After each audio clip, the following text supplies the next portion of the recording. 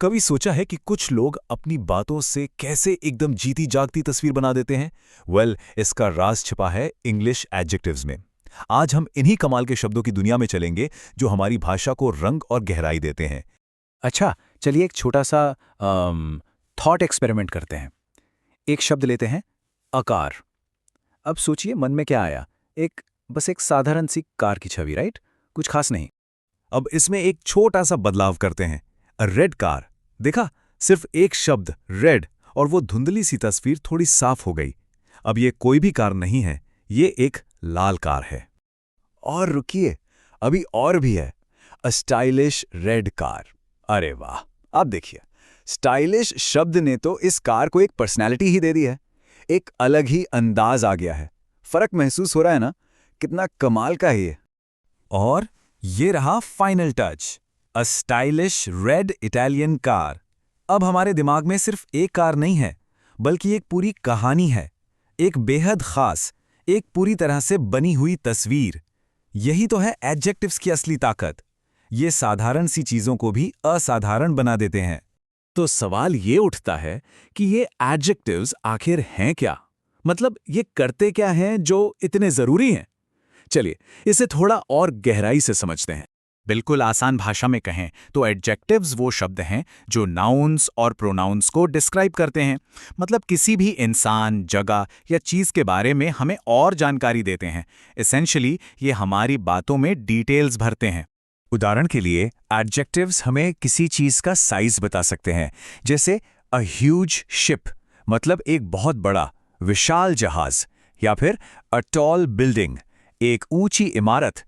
ये शब्द सुनते ही हमारी कल्पना में वो तस्वीर और भी बड़ी और साफ हो जाती है ना? मगर एक मजेदार बात है, एडजेक्टिव्स को इस्तेमाल करने का एक खास तरीका होता है, एक ऑर्डर, एक तरतीब। और ये एक ऐसा अनरिटन रूल है जिसे हम सब अनजाने में ही फॉलो करते हैं। कभी इस पर गौर किया है कि अ स्मॉल ग्रीन बॉक्स सुनने में एकदम सही लगता है, पर अ ग्रीन स्मॉल बॉक्स थोड़ा अटपटा सा लगता है। बस यही है वो सीक्रेट ऑर्डर जिसकी हम बात कर रहे हैं। एडजेक्टिव्स का एक सही क्रम होता है। तो क्या है ये सीक्रेट रूल? देखिए, आमतौर पर इंग्लिश में एडजेक्टिव्स का क्रम कुछ इस तरह होता है। सबसे पहले आता है साइज, फिर क्वालिटी, उसके बाद कलर, फिर ओरिजिन और आखिर में सब्सटेंस। जैसे a large graceful white Japanese stone statue. सुन रहे हैं ना? सब कुछ बिल्कुल इसी क्रम में है। चलिए कुछ और एग्जाम्पल्स देखते हैं ताकि ये और साफ हो जाए। अ लार्ज इंडियन टेम्पल, इसमें पहले साइज है फिर ओरिजिन। या a tall white stone building, size, colour और फिर सब्सटेंस। देखा, ये सब उसी क्रम को फॉलो कर रहे हैं। अब जरा खुद भी कुछ एग्जाम्पल्स सोचकर देखिए, मजा आएगा। ठीक है, तो अब ये तो पता चल गया कि एडजेक्टिव्स क्या हैं और उनका सही ऑर्डर क्या है, पर एक सवाल और है, ये एडजेक्टिव्स आखिर बनते कैसे हैं? एडजेक्टिव्स बनाने के कई तरीके होते हैं। एक तरीका है नाउन के आखिर में कुछ अक्षर जोड़ देना, जैसे फुल, तो पावर बन जाता है पावरफुल।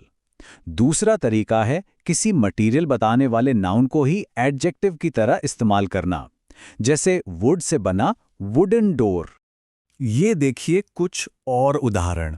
वुड से बनता है वुडन, वूल से वोलन। पर कभी-कभी सिर्फ वाई लगाने से भी काम हो जाता है, जैसे सिल्क से सिल्की बन गया। इससे पता चलता है कि भाषा कितनी फ्लेक्सिबल और क्रिएटिव हो सकती है।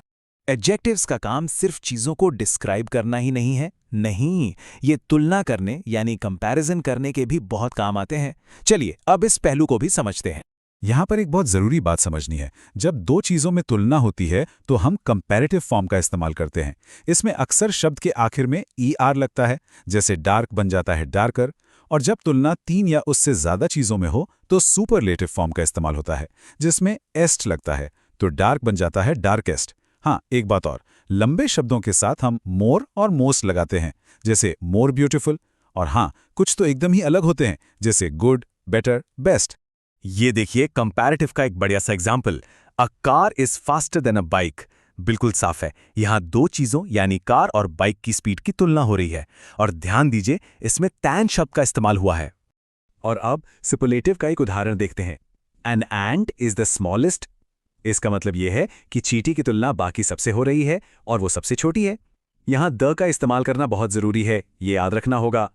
पर क्या किसी चीज को डिस्क्राइब करने के लिए हमेशा एक ही शब्द काफी होता है? नहीं, बिल्कुल नहीं। कभी-कभी हमें और ज्यादा शब्दों की जरूरत पड़ती है और यहीं पर एंट्री होती है एडजेक्टिव फ्रेजेस की। तो एडजेक्टिव फ्रेज क्या है? ये कुछ शब्दों का एक ग्रुप होता है जो मिलकर एक अकेले एडजेक्टिव का काम करता है। जैसे the girl with long hair में विद लॉन्ग हेयर, ये पूरा का पूरा फ्रेज उस लड़की को डिस्क्राइब कर रहा है। और इन्हें इस्तेमाल करने के दो कॉमन तरीके हैं।